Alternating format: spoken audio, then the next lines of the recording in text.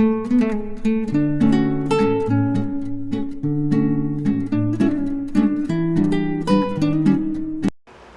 Everyone, कैसे हैं आप लोग। उम्मीद है कि सब ठीक होंगे और अपना बहुत ज़्यादा ध्यान भी रख रहे होंगे और खुश भी होंगे। आप लोगों के साथ मैंने कई वीडियो शेयर किए जिसमें मैंने मेकअप आप लोगों के साथ शेयर किया है कि मैं अपना मेकअप किस तरह करती हूँ। बट आज मैं आप लोगों के साथ शेयर कर रही हूँ कि मैं अपना मेकअप रिमूव किस तरह करती हूँ। सबसे बड़ी चीज़ है कि आप मेकअप करते हो, मेकअप को किस तरह से रिमूव करते हो, क्योंकि आपकी स्किन तभी हेल्दी रहती है जब आप मेकअप को पूरी तरह से रिमूव करते हो। मेरे चेहरे पर कोई पिगमेंटेशन नहीं है, कोई दाग धब्बे नहीं है और स्किन बहुत ज़्यादा हेल्दी रहती है क्योंकि मैं क्लींजिंग का बहुत ज़्यादा ध्यान रखती हूँ।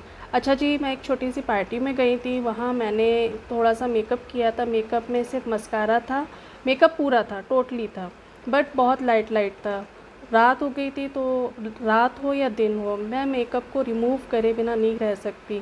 अगर मैं कहीं से आई भी हूँ, मैं तुरंत सबसे पहले अपना मेकअप रिमूव करती हूँ।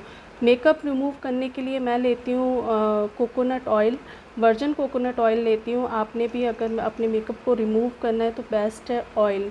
बहुत अच्छे से मेकअप रिमूव हो जाता है और इसमें फैटी एसिड होते हैं और एंटीऑक्सीडेंट होते हैं, प्लस लॉरिक एसिड होता है जो आपकी जो ऊपर की परत होती है, डेड स्किन होती है, उसे निकालता है, स्किन को हेल्दी रखता है। एक्ने और स्कार से आपको, आपकी स्किन को बचाता है, स्किन बैरियर का काम करता है। आपके चेहरे पर एजिंग नहीं आने देता है, रिंकल्स नहीं आने देता है, पिगमेंटेशन को नहीं आने देता है। तो जो कोकोनट ऑयल है ना, बेस्ट है क्लींजिंग के लिए।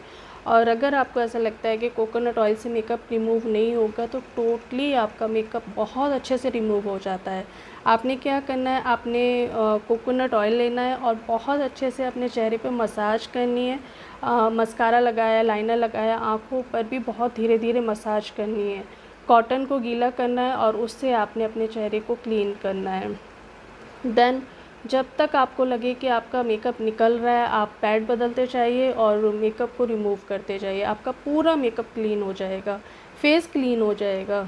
और वो गीले, जितना जब तक मेकअप निकल रहा है तब तक आपने गीले कॉटन पैड से अपने चेहरे को साफ़ करना है और उसके बाद आपने एक सूखा पैड लेना है और उससे अपने चेहरे को क्लीन करना है। तो इस तरह से आपके चेहरे पर बिल्कुल भी मेकअप नहीं रहेगा, मस्कारा हट जाएगा पूरा, मतलब एक एक पार्टिकल मेकअप का पूरी तरह से आपका ये हट जाएगा। तो सबसे पहला स्टेप यही है कि आपने कोकोनट ऑयल लगाना है। आप कोई और ऑयल नहीं ले सकते हैं, कोकोनट ऑयल ही लीजिए, बेस्ट है।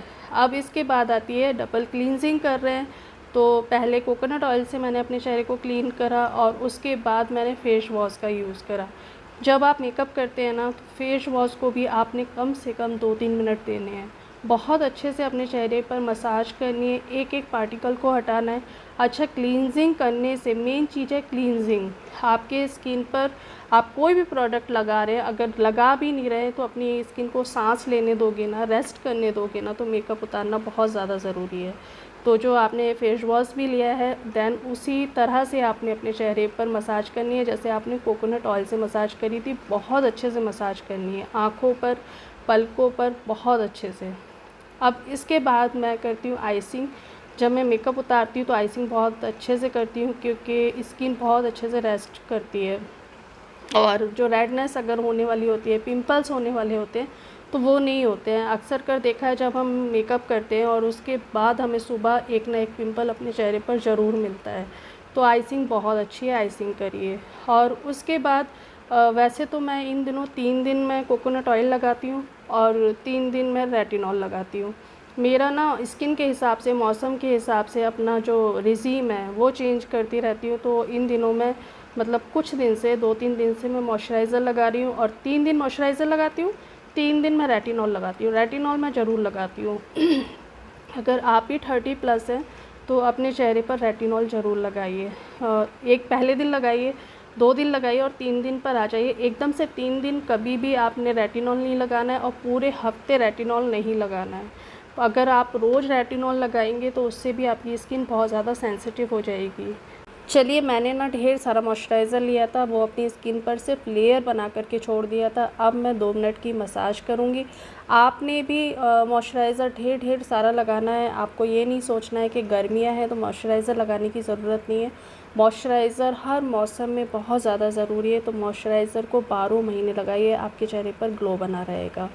अब मॉइस्चराइज़र को मैंने 2 मिनट के लिए ऐसे ही छोड़ दिया था। उसके बाद मैंने हल्के-हल्के हाथों से अपने चेहरे पर मसाज करिए। अब इसके बाद मैं आपने भी एक अच्छा सा लिप बाम लेना है। यहाँ पर मैं सेबामेड का लिप बाम यूज़ कर रही हूँ इन दिनों, तो बहुत अच्छा है, बेस्ट है सच में। मेरे लिप्स बहुत जल्दी क्रैक हो जाते हैं और बहुत ज़्यादा, मतलब मैं लिपस्टिक भी लगाती हूँ ना, तो बहुत ज़्यादा फटे-फटे रहते हैं, तो ये बहुत अच्छा है। अब मैंने लिया है कोकोनट ऑयल। कोकोनट ऑयल को मैं अपनी आईब्रोज़ पर लगा लूँगी और आई लैशेज़ पर भी लगाऊँगी। बहुत ज़्यादा ज़रूरी है पूरी तरह से अपनी लैशेज़ का, आईब्रोज़ का ध्यान रखना। मैं ये नहीं कह रही हूँ कि मतलब आपकी ग्रोथ बहुत अच्छी हो जाएगी, बट ये झड़ेंगे नहीं और हेल्दी रहेंगे। तो आप चाहे तो कैस्टर ऑयल भी अपनी आईब्रोज़ पर, लैशेज़ पर लगा सकते हैं, बेस्ट है। मैं कभी कोकोनट ऑयल अपनी आई लैशेज़ पर, आईब्रोज़ पर लगाती हूँ, कभी कैस्टर ऑयल लगाती हूँ, दोनों ऑयल लगाती हूँ, तो झड़ते नहीं हैं, बहुत अच्छे ऑयल हैं दोनों। चलिए जी, हो गया ये मेरा स्किन केयर। रात का जो था, सब पीछे से आवाज़ लगा रहे थे कि चलो सोना है, तो चलिए मिलती हूँ एक नई वीडियो में। तब तक अपना ढेर सारा ध्यान रखिए। Good night.